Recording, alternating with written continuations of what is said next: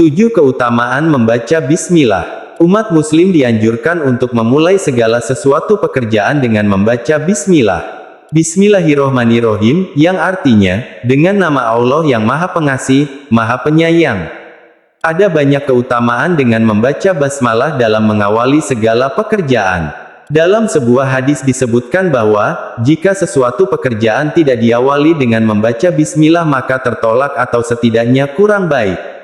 Rasulullah bersabda, setiap perkara yang tidak dimulai dengan bacaan Bismillahirrohmanirrohim, dengan nama Allah yang Maha Pemurah lagi Maha Penyayang, maka perkara itu kurang sempurna. Disunatkan pula membaca Bismillah pada permulaan wudhu, berdasarkan sebuah hadis yang disebutkan di dalam Musnad Imam Ahmad, dan kitab-kitab sunan, melalui riwayat Abu Hurairah dan Said ibnu Zaid serta Abu Said secara marfu, yaitu, tidak ada wudhu bagi orang yang tidak menyebut asma Allah, Bismillah, dalam wudhunya. Disunatkan membaca basmalah di saat hendak makan, seperti apa yang disebutkan di dalam hadis Sahih Muslim yang menyebutkan bahwa Rasulullah pernah bersabda kepada anak tirinya, yaitu Umar ibnu Abu Salamah, ucapkanlah Bismillah, dan makanlah dengan tangan kananmu, serta makanlah makanan yang dekat denganmu. Sebagian ulama mewajibkan membaca Bismillah dalam keadaan seperti itu.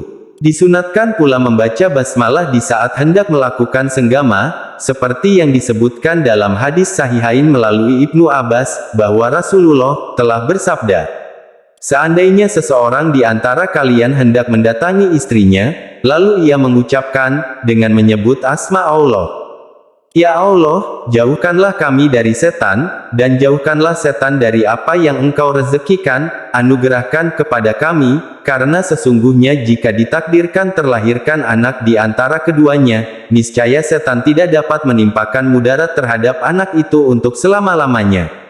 Berikut keutamaan membaca Bismillah. 1. Dekat dengan Allah. Imam Abu Muhammad Abdurrahman ibnu Abu Hatim mengatakan di dalam kitab tafsirnya, telah menceritakan kepada kami ayahku, telah menceritakan kepada kami Ja'far ibnu Musafir, telah menceritakan kepada kami Zaid ibnul Mubarak As-Sanani, telah menceritakan kepada kami Salam ibnu Wahbe al-Jundi, telah menceritakan kepada kami ayahku, dari Taus, dari Ibnu Abbas, bahwa Utsman bertanya kepada Rasulullah, tentang basmalah. Beliau menjawab, basmalah merupakan salah satu dari nama-nama Allah. Antara dia dan asma Allahu Akbar jaraknya tiada lain hanyalah seperti antara bagian hitam dari bola mata dan bagian putihnya karena saking dekatnya. Ibnu Murdawai meriwayatkan dari hadis Yazid ibnu Khalid, dari Sulaiman ibnu Buraidah, sedangkan menurut riwayat lain dari Abdul Karim Abu Umayyah, dari Abu Buraidah, dari ayahnya, bahwa Rasulullah bersabda, telah diturunkan kepadaku suatu ayat yang belum pernah diturunkan kepada seorang nabi pun selain Sulaiman, Ibnu Daud dan aku sendiri, yaitu Bismillahirrohmanirrohim, dengan nama Allah yang Maha Pemurah lagi Maha Penyayang.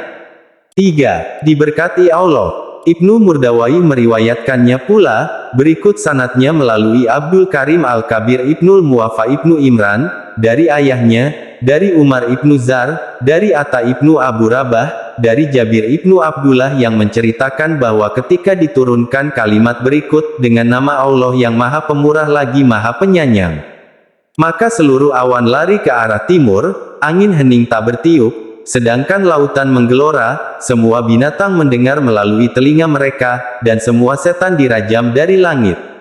Pada saat itu Allah bersumpah, dengan menyebut keagungan dan kemuliaannya bahwa tidak sekali-kali asmanya, yang ada dalam basmalah diucapkan terhadap sesuatu, melainkan dia pasti memberkatinya.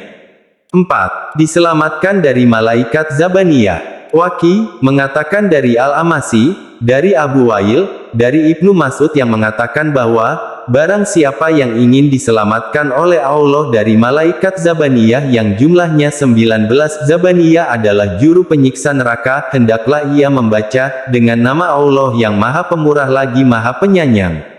5. Dibuatkan surga. Allah akan menjadikan sebuah surga baginya pada setiap huruf dari basmalah, untuk menggantikan setiap malaikat Zabaniyah. Hal ini diketengahkan oleh Ibnu Atiyah dan Al-Qurtubi, diperkuat dan didukung oleh Ibnu Atiyah dengan sebuah hadis yang mengatakan, "Sesungguhnya aku melihat lebih dari 30 malaikat berebutan mencatat perkataan seorang lelaki yang mengucapkan, Robbana walakal hamdu hamdan kasiran thayyiban mubarakan fihi. Wahai Tuhan kami, bagimulah segala puji dengan pujian yang sebanyak-banyaknya, baik lagi diberkati." Muslim dianjurkan membaca bismillah dalam setiap melakukan perbuatan.